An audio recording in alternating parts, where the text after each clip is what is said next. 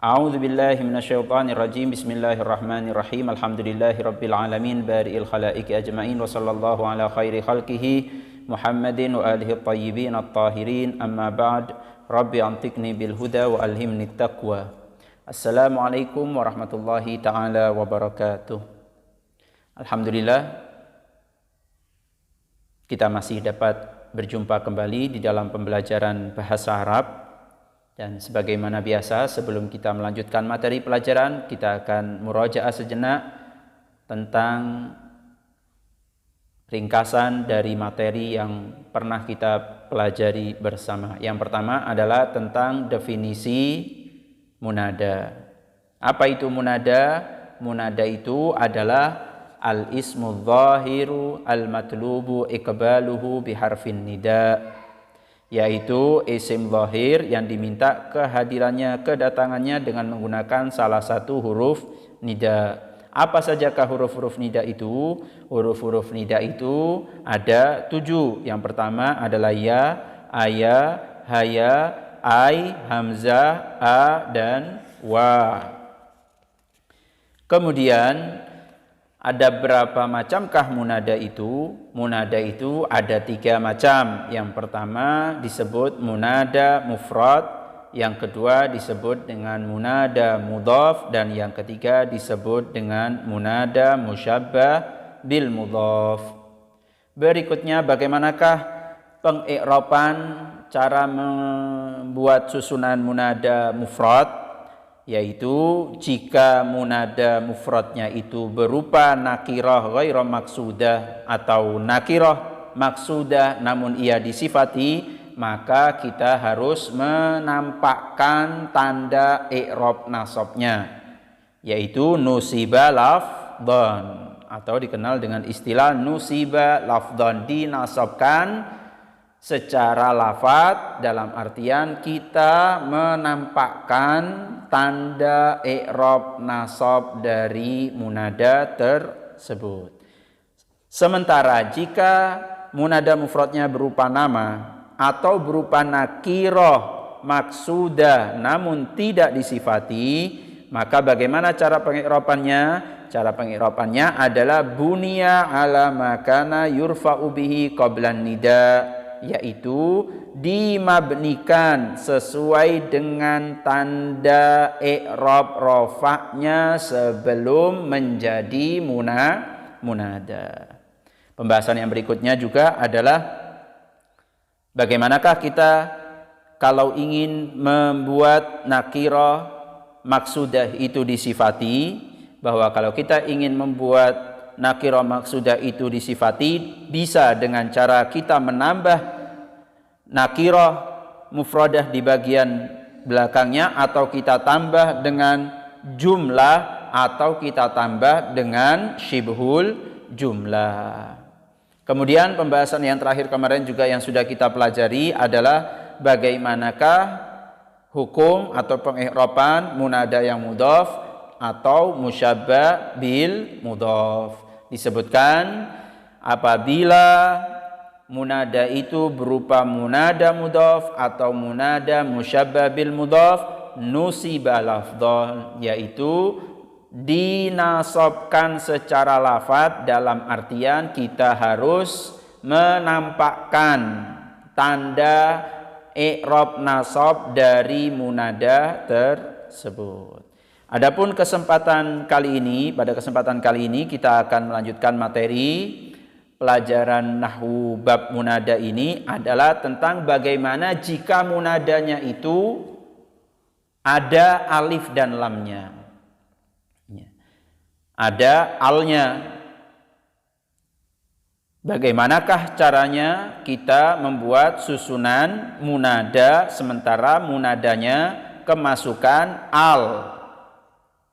Kaifa yatawassalu ila nida'il makruni bi'al? Jawabannya, idza urida nida'ul makruni bi'al utiya qablahu bi ayyu mulhaqatin biha at-tanbih. Jika kita ingin membuat susunan munada, sementara munadanya itu ada alnya bergandeng dengan al di bagian depannya, maka bagaimana caranya? Caranya adalah kita masukkan kata ayu. Ya, kita beri sebelumnya kata ayu, yang ayu itu kemasukan ha. Ha itu disebut dengan ha at-tanbih. Hanya disebut dengan ha at-tanbih untuk menarik perhatian. Tanbih. Sekali lagi, bahwa jika munada yang hendak dipanggil itu ada alif dan lamnya, maka bagaimana caranya tadi? Dengan cara kita mendatangkan sebelumnya ayu, dan ayu itu kemasukan ha, dan ha itu disebut dengan ha at-tanbih. Contoh seperti ya ayyuhat talibu. Kalimat talib itu ada alnya, at-talibu. Jadi tidak bisa kita memanggil ya talibu, tetapi harus kita mendatangkan ayu. Kemudian kita beri ha at-tanbih menjadi ya ayyuhat talibu. Nah, wa yatawassalu aidan ila nidaihi bismil isyaratil qaribi. Juga selain dengan cara yang pertama tadi, kita bisa membuat susunan munada yang kemasukan al dengan cara kita mendatangkan isim isyara al-qarib. Isim isyara yang digunakan untuk kata tunjuk, yang digunakan untuk sesuatu yang dekat, seperti kalimat hadza. Maka contohnya bukan dengan ayyuha, tetapi ya hadzar rajulu. Ya hadzar rajulu. Jadi ada dua cara. Yang pertama tadi dengan kita mendatangkan ayu dan ha. Hanya itu adalah ha at-tanbih. Berikutnya dengan cara kita mendatangkan isim isyara lil qarib. Nah, baru menjadi ya hadzal rajulu, dan yang pertama tadi ya ayyuhat talibu. Berikutnya ada faidah, ada sebuah keterangan demikian. Yustathna min dzalika ismul jalalati fa innahu yunada biduni wasitatin fatakulu ya Allahu. Jadi ada pengecualian dari kaedah yang tadi. Apa kaidah yang tadi? Bahwa kalau ada yang alif dan lamnya ada alnya, kita tambahkan ayyuha atau kita tambah dengan isim isyara al-qarib. Ada yang tidak mengikuti dua kaidah tersebut. Apa itu? Yaitu ismul jalalah, yaitu lafadz Allah. Itu dikecualikan. Karena lafadz Allah itu bisa dijadikan munada tanpa perantara apapun, tanpa isim isyarah lil qarib juga, dan juga tanpa ayyumul haqqa biha at-tanbih. Jadi tanpa keduanya. Jadi kalimat Allah ketika ingin dijadikan munada itu tidak perlu kita mendatangkan ayu dan ha at-tanbih atau kita mendatangkan isim isyarah al-qarib, sehingga tidak perlu kita memanggil ya ayyuhallah, tidak ada. Atau kita memanggil ya hadzallah, juga tidak. Tetapi kita langsung memanggilnya ya Allahu, tanpa tanpa kita mendatangkan isim isyarah lil qarib dan tanpa kita mendatangkan ayyu yang kemasukan ha at-tanbih.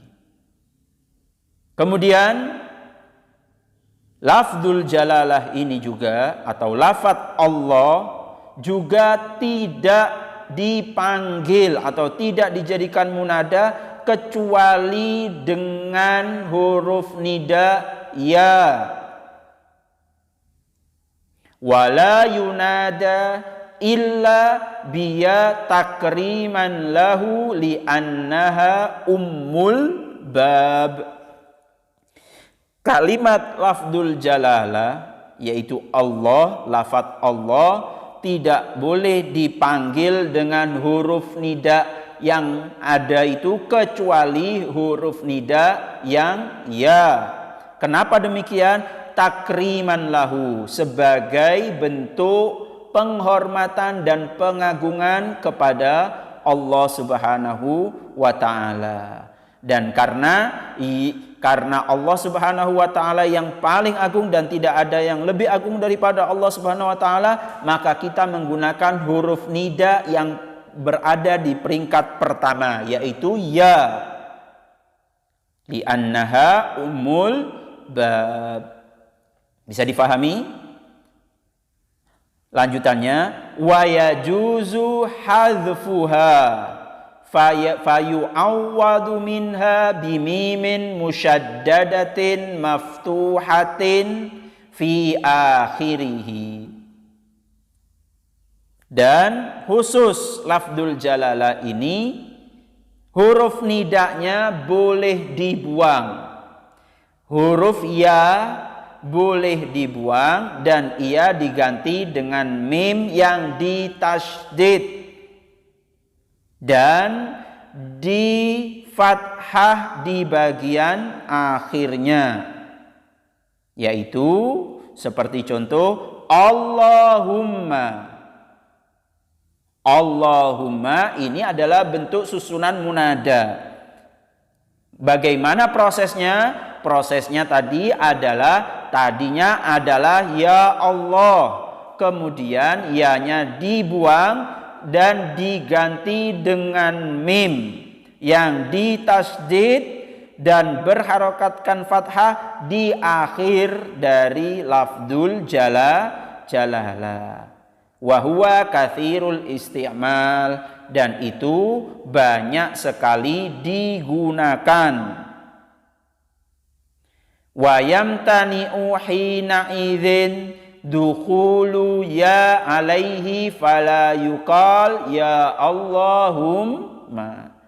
Ketika sudah demikian, maka tidak lagi diperbolehkan, dilarang untuk kita memasukkan ya dengan tetap mendatangkan mim yang ditasydid dan yang berharokatkan fathah di akhirnya. Jadi tidak boleh kita mengatakan ya Allahumma ketika sudah ada mim musyaddada maftuha di bagian akhirnya, maka kalimat ya tidak boleh lagi disebutkan dan cukup dengan kalimat Allahumma. Semoga apa yang saya sampaikan pada kesempatan kali ini dapat difahami dengan baik. Kurang lebihnya Ustaz mohon maaf yang sebesar-besarnya. Tugasnya adalah kalian menghafal tentang bagaimana cara membuat susunan munada yang kemasukan al, dan penjelasan tentang pengecualian lafdzul jalalah di dalam bab munada. Wabillahi taufiq wal hidayah, tsumma ridha wal inayah. Ghafarallahu lana wa lakum. Wassalamu alaikum warahmatullahi taala wabarakatuh.